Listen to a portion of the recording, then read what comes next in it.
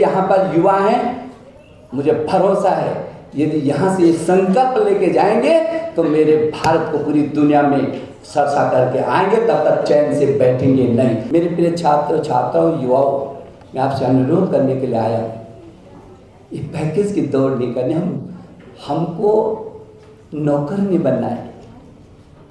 हमने पूरी दुनिया को देने के लिए हम पैदा हुए हैं, हमको दुनिया को देना है, हम दुनिया से लेना है। जो बेटियों को शिक्षित करके पूरे समाज और परिवार, पूरे देश को शिक्षित करने का काम करती है। हम सभी जानते हैं कि माँ प्रथम पाठशाला होती है। अगर माँ शिक्षित हो जाए, बेटियां शिक्षित हो जाए तो संपूर्ण परिवार और संसार शिक्षित होगा। भारतीय संविधान के निर्माता डॉक्टर भीमराव अंबेडकर ने शिक्षा को सभी नागरिकों की स्थिति को ऊपर उठाने के लिए एक महत्वपूर्ण साधन के रूप में माना। इसके लिए उन्होंने न केवल शिक्षा को बढ़ावा दिया बल्कि इसे अपनी विचारधारा में भी उतारा और कहा कि शिक्षित बनो, संगठित रहो और संघर्ष। मेरा गांव मेरा देश फाउंडेशन ने शनिवार को मेधावी छात्रों को प्रोत्साहन और सम्मान प्रदान करने के लिए एक भव्य समारोह का आयोजन किया। इस कार्यक्रम में देश भर से आए प्रतिभाशाली छात्रों को छात्रवृत्तियां और स्मृति चिन्ह देकर सम्मानित किया गया। समारोह के मुख्य अतिथि पूर्व मुख्यमंत्री डॉक्टर रमेश पोखरियाल निशंक थे, जिन्होंने दीप प्रज्वलन कर कार्यक्रम की विधिवत शुरुआत की। कार्यक्रम की अध्यक्षता राज्यसभा सांसद डॉक्टर धर्मशीला गुप्ता ने की।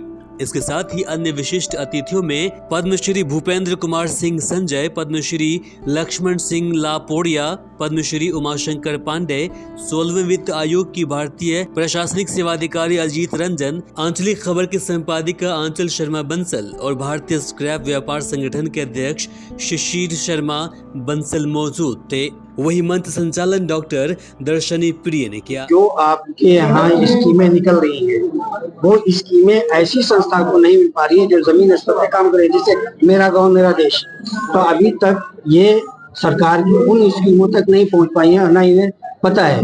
तो इनको कैसे, कोई भी संस्था अगर अच्छा काम करता है उसकी निगाह सरकार की पड़ती है। कहते हैं कि जो दिखता है वो बिकता है। अगर कोई एनजीओ है वो सिर्फ कागज पर भी काम करेंगे तो सरकार की नजर नहीं पड़ेगी। अगर उसका वो दिख रहा है पूरे गांव तक में, पंचायत तक में, तो निश्चित रूप से सरकार की नजर वहां जाती है और सरकार उसको प्रमोट करती है। दीप प्रज्वलन के बाद कार्यक्रम की शुरुआत सरस्वती वंदना से हुई। इसके बाद दूरदर्शन की कलाकारों ने अपने मनमोहक कथक नृत्य से दर्शकों को मंत्रमुग्ध कर दिया। समारोह में देश के कई हिस्सों से आए 40 से अधिक मेधावी बच्चों को छात्रवृत्तियां प्रदान की गई। ये छात्र न केवल शैक्षणिक रूप से प्रतिभाशाली थे बल्कि आर्थिक रूप से पिछड़े वर्ग से आते हैं।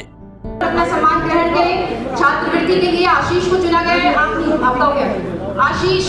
इस कार्यक्रम को लेकर फाउंडेशन के अध्यक्ष संजय कुमार सिंह ने कहा कि हमारा उद्देश्य देश के अभावग्रस्त बच्चों को आर्थिक संबल और उचित मंच प्रदान करना है ताकि वे अपने सपनों को साकार कर सकें। हम चाहते हैं कि युवा अपने जीवन में कुछ नया और अनोखा कर देश की प्रगति में योगदान दें। फाउंडेशन का उद्देश्य है कि आर्थिक रूप से कमजोर और समाज की मुख्य धारा से कटे बच्चों को न केवल शिक्षा के क्षेत्र में प्रोत्साहन देना बल्कि उन्हें आर्थिक सहायता प्रदान कर सशक्त बनाना।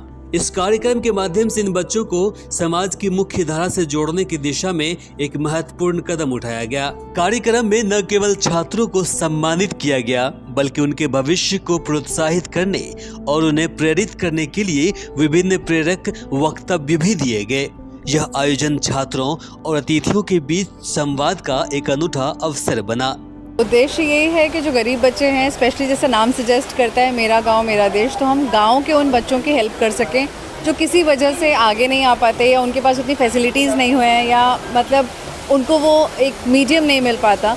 तो हमारी तरफ से इन लोगों का मतलब ये जो अप्रोच है, हम बहुत ज़्यादा मतलब we feel very lucky that we are part of this and I also feel that this is very small what I have done for them और what we have done for them. क्योंकि मेरा ये मानना है specially ये जो particular event है इसमें मेरे लिए मैं थोड़ी इमोशनल भी हूँ क्योंकि हमने ये अपने ब्रदर इन लॉ की याद में ये चीज़ की है। आज वो है नहीं, लेकिन मुझे लगता है कि इसी बहाने कुछ ऐसा करके हम उसके नाम को भी ज़िंदा रख सकते हैं। और वो जो करना चाहता था, क्योंकि वो खुद बहुत सोशल था, बहुत हेल्पफुल था, और अगर हम छोटे बच्चों को या उन बच्चों को थोड़ा आगे किसी तरीके से प्रोत्साहन देके या उनकी किसी भी प्रकार की मदद कर सकते हैं, तो मेरे को लगता है मेरी मतलब हम लोगों के लिए इससे बड़ी बात और कुछ भी नहीं है।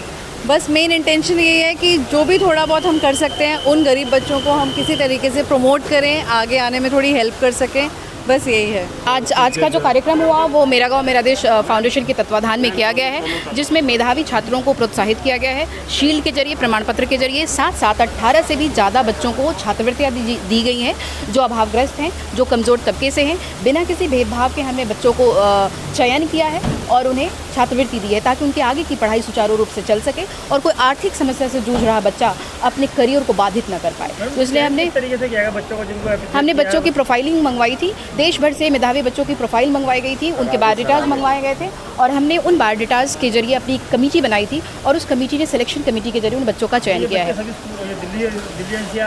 नहीं, कुछ बच्चे मैसूर से आए हैं, कुछ बच्चे बैंगलोर से हैं, और कुछ बच्चे जो हैं बिहार से हैं, उत्तर प्रदेश से हैं, और कुछ बच्चे जे कॉलोनी के, ज़्यादातर बच्चे ऐसे हैं जो जे कॉलोनी से आए हैं। उन बच्चों का हमने चयन किया जो झुग्गी देश फाउंडेशन के बारे में थोड़ा। मेरा गाँव मेरा देश फाउंडेशन शिक्षा, सेवा और सुरक्षा को समर्पित एक संस्थान है, जो शिक्षा के लिए प्रयासरत है।